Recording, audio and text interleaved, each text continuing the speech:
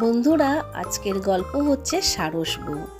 এক কাঠুরিয়া ছিল, নিজের বলতে তার কেউ ছিল না। রোজই সে যায় পাহাড়ে কাঠ কাটতে।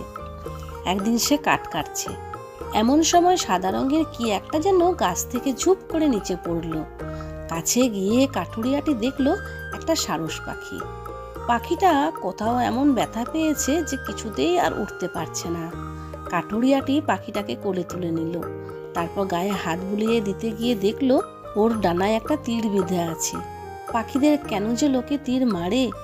কাঠুরিয়াটি পাখিটার ডানা থেকে তীরটা বের করলো, তারপর ঝর্ণার জল দিয়ে ব্যথার জায়গাটা ধুয়ে দিল। ডানার ব্যথাও কমে গেল আস্তে আস্তে। ভীষণ আনন্দে সারস পাখিটা ডানা মেলতে লাগলো। সাবধানে উড়বে, বুঝলে?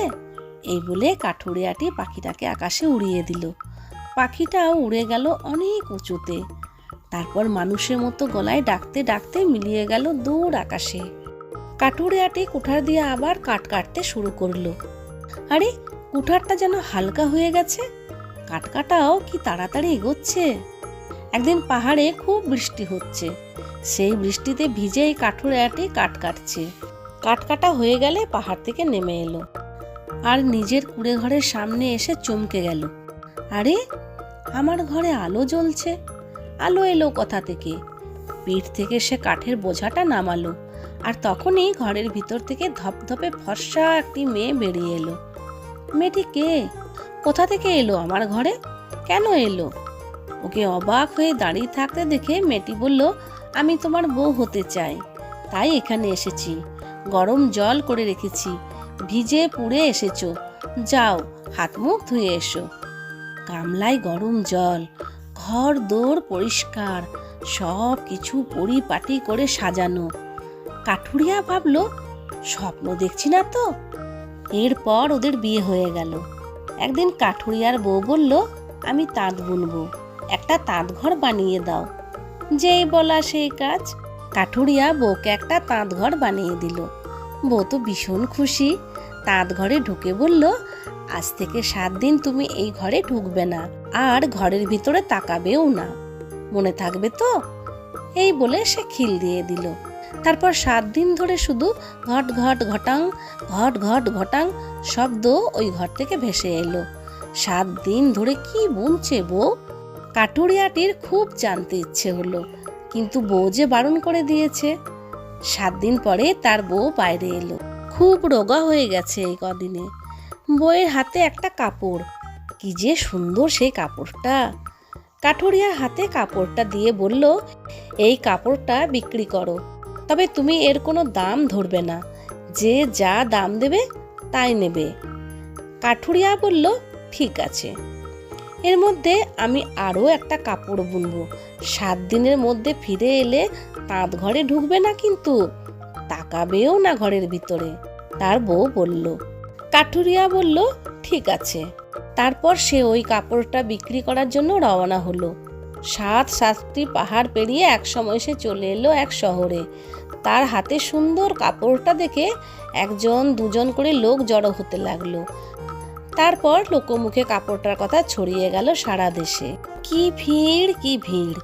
সবাই শুধু একবার চোখের দেখা দেখতে চায়, আর সবাই জানতে চায় অমন সুন্দর কাপড়টির দাম কত। কেউ বলে 5 মোহর, কেউ বলে 10 মোহর। ভিড় থেকে কে আবার বলে উঠল, আমি 30টা মোহর দেব, কাপড়টা আমাকে দাও। এইভাবে দাম বাড়তে লাগলো। কাঠুরিয়া চুপ, বউ বারণ করে দিয়েছে যে। এরই মধ্যে কোথা থেকে ঘোড়ায় চড়ে এক সৈন্য এসে হাজির। সে বলল, এই কাপড়টার ঠিক ঠিক দাম আমাদের রাজাই দিতে পারবেন, চলো তুমি আমার সঙ্গে। এই বলে সৈন্যটি কাঠুরিয়াকে রাজার কাছে নিয়ে গেল। কাপড়টা পেয়ে রাজামশাই তো খুব খুশি। কাঠুরিয়াকে 100টা সোনার মোহর দিয়ে রাজামশাই বললেন, সারস পাখির পালক দিয়ে কাপড়টা বোনা হয়েছে, এমন কাপড় তো আর পাওয়াই যায় না। তুমি যদি আবার কখনো পাও, সোজা চলে আসবে আমার কাছে। কাঠুরিয়া রাজাকে প্রণাম করে বাড়ির পথে রওনা দিল। আবার তাকে 7টা পাহাড় পেরোতে হবে। দেখতে দেখতে 6টা পাহাড় পেরিয়েও গেল। 7 নম্বর পাহাড়টা পেরোতেই সে তাঁত চলার শব্দ শুনতে পেল। ঘট ঘট ঘটাং, ঘট ঘট ঘটাং। তার বউ কাপড় বুনছে। সুতো না দিয়ে কি করে যে কাপড় বোনে। রাজামশাই আবার বললেন কাপড়টা নাকি সারস পাখির পালক দিয়ে বোনা। ঘরের মধ্যে সারস পাখির পালক কোথা থেকে পায় আমার বউ? এইসব ভাবতে ভাবতে কাঠুরিয়াটি বাড়ি এলো। তাঁত বোনার শব্দটা হচ্ছে। ঘরের ভিতরটা দেখতে ওর খুব ইচ্ছে হলো। কোথা থেকে আসছে সারস পাখির পালক? কিন্তু বউ যে বারণ করে দিয়েছে। ওর মনটাও ছটপট করছে খুব।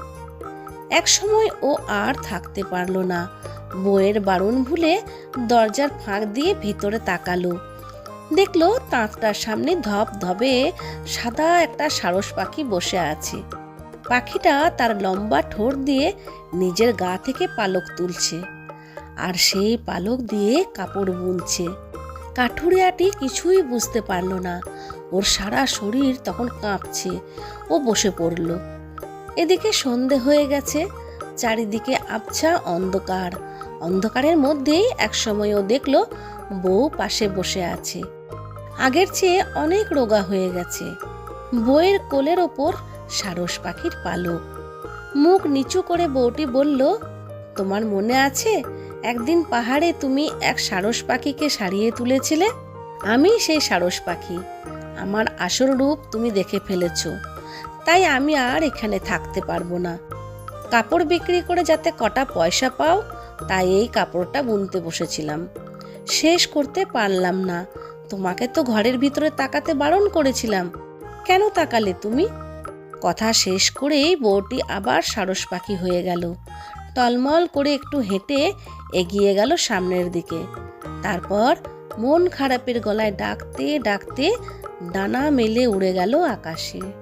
বন্ধুরা, আমরা এই কাহিনীটি থেকে এই শিক্ষায় লাভ করি যে কৌতূহল থাকা ভালো, কিন্তু অতিরিক্ত কৌতূহল মানুষের ক্ষতিই করে। ঈশ্বরের আশীর্বাদে এবং গুরুজনদের আশীর্বাদে সকলে খুব ভালো থেকো, আনন্দে থেকো, সুখে থেকো, এই শুভকামনা নিয়ে এখানেই শেষ করছি।